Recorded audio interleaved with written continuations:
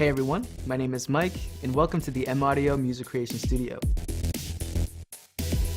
Today we're going to be using M-Audio's AIR192.6 audio interface, as well as Pro Tools First in order to record acoustic guitar in stereo using the XY technique.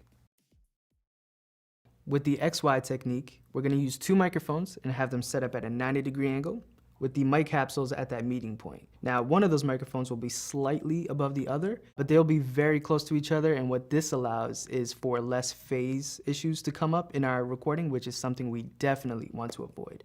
So now we've got our Pro Tools First session opened up. The first thing we're definitely going to want to check out is that the AIR192.6 is set up appropriately in Pro Tools First. To do that, you want to go up to Setup, hit Playback Engine, and make sure that you see the 192.6 set up in here. Next, we want to create that stereo track, so let's go up to Track, press New, and this new box will pop up here. It says New Tracks. We only want to create one at this time. We want to change it from mono to stereo.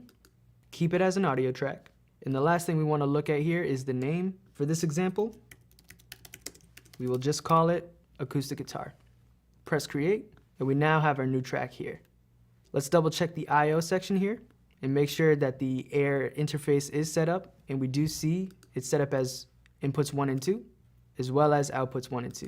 Perfect. Now let's arm this track for recording.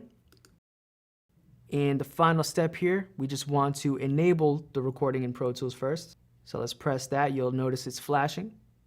And once you're absolutely ready to start recording, press play. Now, the first thing that we're going to want to do before we even start recording is make sure that the guitarist is comfortable in the position that they're going to be recording in. What I tend to do is set the microphones up near the 12th fret. That's kind of like the sweet spot of the guitar. And we position it maybe 6 to 12 inches back from that. It allows us to get the overall tonal balance of that guitar perfectly. After that, we'll jump over to the 192.6 interface and have the microphones plugged into inputs 1 and 2. We are using condenser microphones for this example, so we do also want to make sure that the phantom power is turned on. And then after that, we're ready to start adjusting our input levels.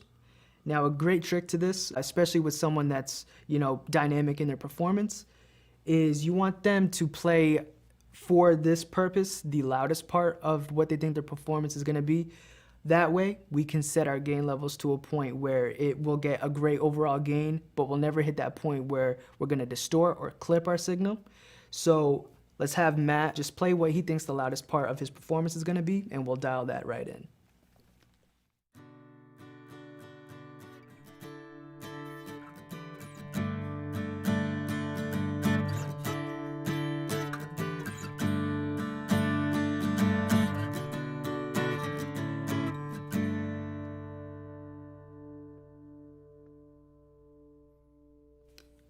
Awesome. So we were never distorting at the audio interface level, and I think we're ready to start recording.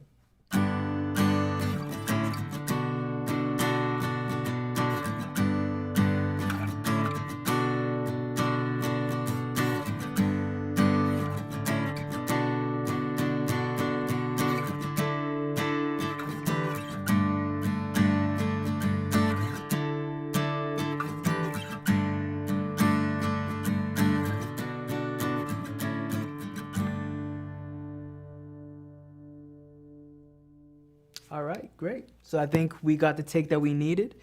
And since we did record onto a stereo track already, it's already panned hard left and hard right. If you're recording onto two mono tracks, you can adjust those a little bit more closer to the center if you'd like. Along with Pro Tools First, you do get some great plugins such as EQs and compressors with presets for acoustic guitars already. In this example, I'll open up the compressor. So we just opened up the acoustic guitar preset in the compressor, and if it's not exactly the sound that I want, I can further tune it to how I want it to be. And that's it for today. My name is Mike from M-Audio. Thank you for watching.